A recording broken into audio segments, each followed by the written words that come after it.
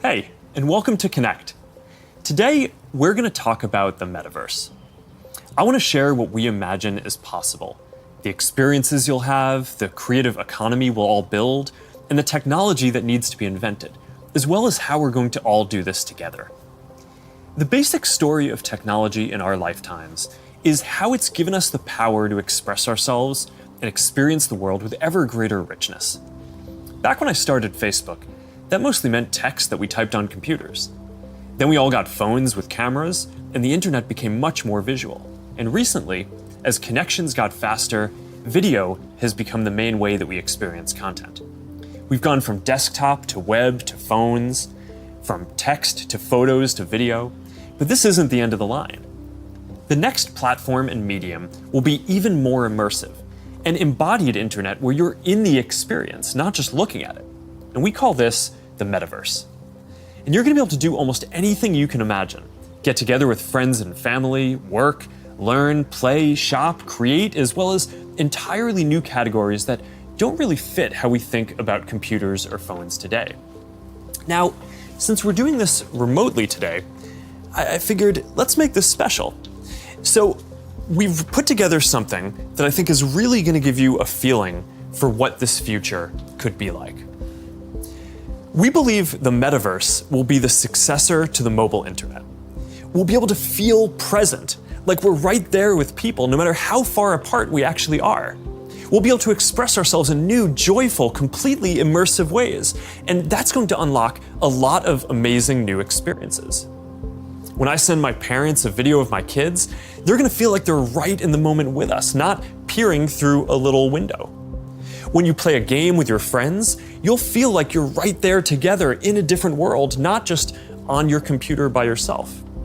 And when you're in a meeting in the Metaverse, it'll feel like you're right in the room together, making eye contact, having a shared sense of space, and not just looking at a grid of faces on a screen. That's what we mean by an embodied internet.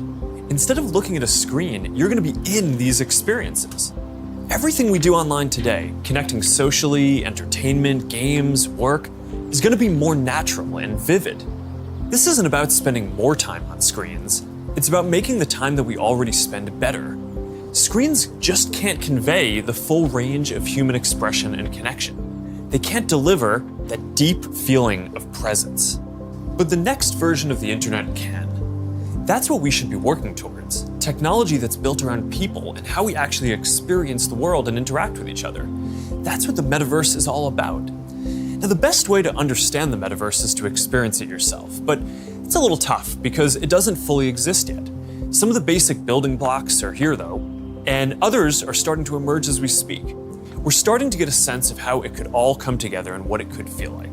So today we're going to do something a little bit different. Rather than just focusing on this year's products like a normal keynote, we're going to talk about the future.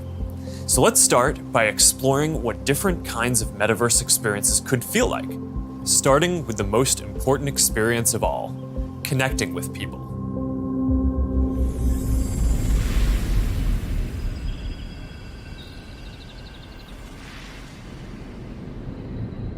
Imagine you put on your glasses or headset and you're instantly in your home space. It has parts of your physical home recreated virtually, it has things that are only possible virtually, and it has an incredibly inspiring view of whatever you find most beautiful.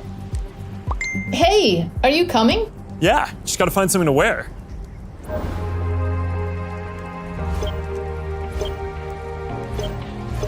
All right, perfect.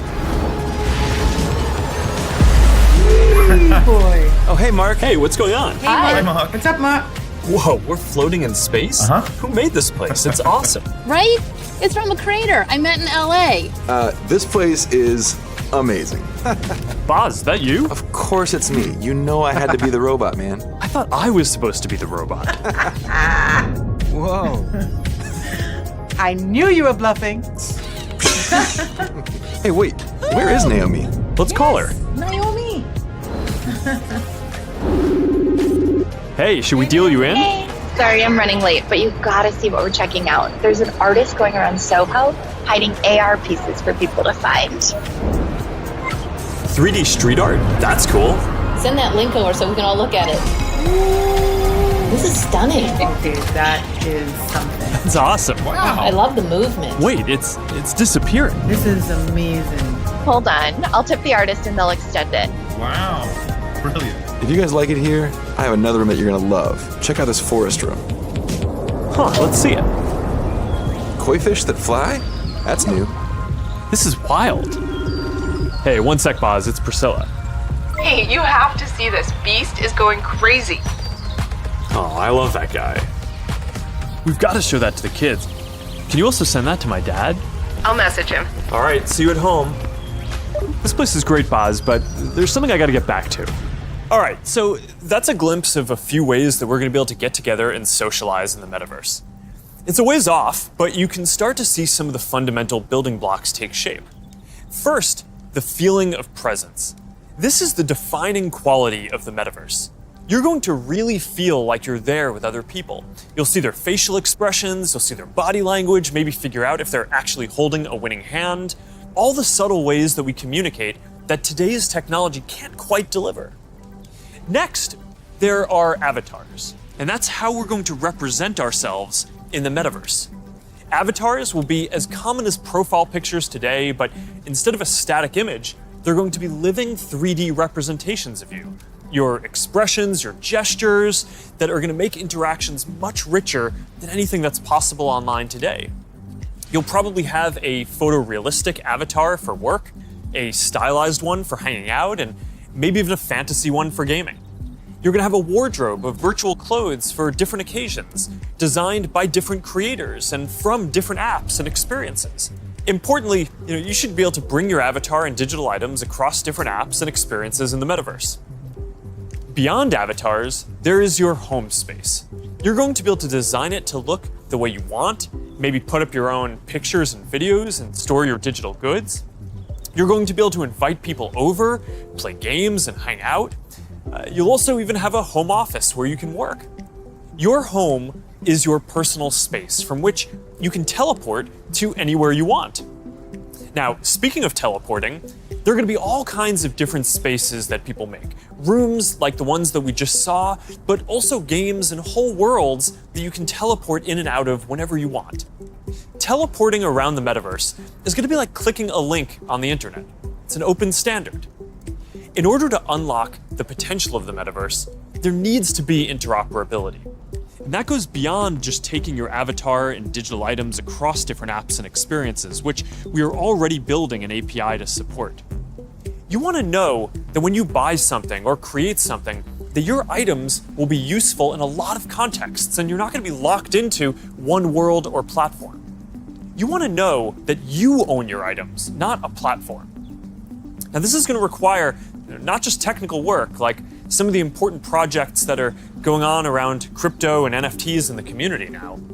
It's also going to take ecosystem building, norm setting, and new forms of governance. And this is something that we're really going to focus on. Privacy and safety need to be built into the metaverse from day one. You'll get to decide when you want to be with other people, when you want to block someone from appearing in your space, or when you want to take a break and teleport to a private bubble to be alone. You're going to be able to bring things from the physical world into the metaverse. Almost any type of media that can be represented digitally, photos, videos, art, music, movies, books, games, you name it. Lots of things that are physical today, like screens, will just be able to be holograms in the future. You won't need a physical TV, it'll just be a $1 hologram from some high school kid halfway across the world. And you'll be able to take your items and project them into the physical world as holograms in augmented reality too. You're going to be able to move across these different experiences on all kinds of different devices, sometimes using virtual reality so you're fully immersed, sometimes using augmented reality glasses so you can be present in the physical world as well, and sometimes on a computer or phone so you can quickly jump into the metaverse from existing platforms. There are going to be new ways of interacting with devices that are much more natural. Instead of typing